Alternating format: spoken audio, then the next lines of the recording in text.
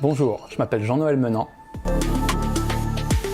et aujourd'hui on va parler du problème de l'héritage en Rust. Même si vous ne connaissez pas Rust, je vous invite à suivre cette vidéo jusqu'au bout, ne serait-ce que pour regarder la manière avec laquelle Rust répond à cette problématique. Comme vous le savez sans doute, Rust est un langage de programmation natif, très en vogue ces dernières années et qui se veut plus moderne que ses prédécesseurs comme le C++. Malgré son approche moderne, Rust n'a pas d'héritage à proprement parler. Pourquoi ?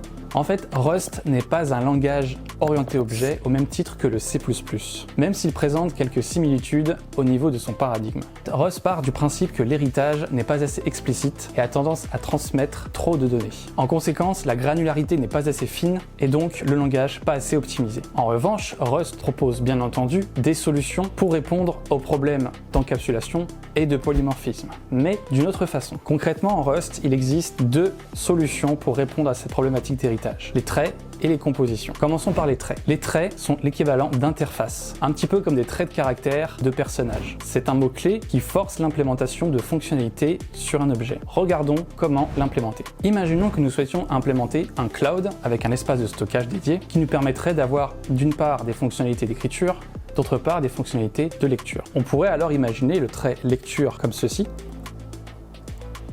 contiendrait une fonction lire les données et un trait écriture qui contiendrait une fonction modifier les données. On pourrait alors imaginer un super trait accès complet qui serait composé respectivement des traits lecture et écriture. Ce super trait pourrait donc être utilisé dans une fonction exécuter action qui prendrait en paramètre une variable action, cette fois-ci non pas d'un certain type de structure mais d'un type dynamique. Donc le mot-clé dynamique permet de spécifier au compilateur que le type ne sera connu que plus tard. En revanche, il oblige forcément l'implémentation des fonctionnalités contenues dans le trait accès complet. Et cela nous permet donc d'avoir accès simultanément aux fonctionnalités lire les données et modifier les données. Maintenant, si nous implémentons ce trait sur une structure cloud, implémentation lecture, écriture et accès complet, on peut alors lancer la fonction exécuter action sur la structure cloud parce qu'elle implémente le trait accès complet. Et on a bien les données lues et modifiées. Vous remarquerez d'ailleurs que la fonction exécuter action n'a absolument pas connaissance de l'existence de la structure cloud. Elle contient juste un trait et c'est ça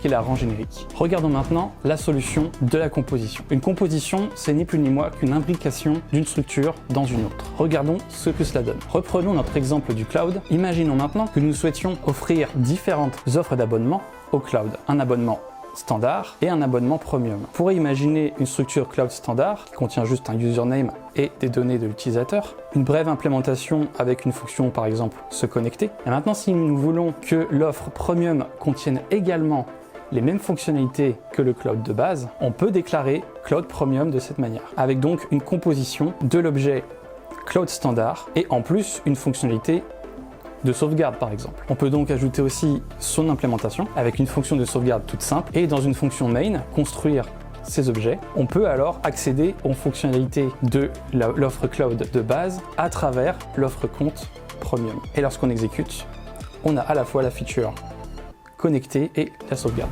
Comme vous venez de le voir, les compositions fonctionnent très bien aussi pour la transmission de fonctionnalités. Mais attention, il vaut mieux se contenter de l'utiliser pour la transmission de propriétés si on veut conserver un code générique. Voilà, nous venons de voir les alternatives à l'héritage en Rust. J'espère que l'exploration de cette nouvelle logique vous aura intéressé même si vous ne connaissiez pas le langage.